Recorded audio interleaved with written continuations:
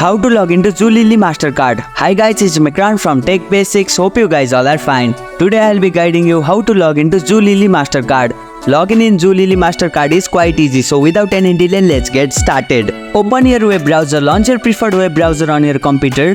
Visit Zulily Mastercard. Type Zulily Mastercard, login into the address bar of your web browser and press enter.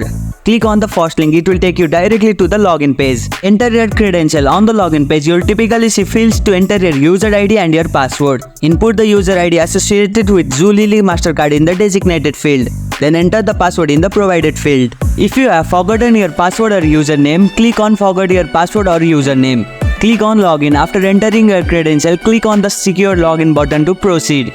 Verify if necessary. Depending on your account setting, you may need to complete a verification step. This could involve entering a verification code sent to your email or phone number. And here you go, it's done. If you liked our video, press the thumbs up and share button. If you have any question, comment down below and don't forget to subscribe the channel for more tutorials.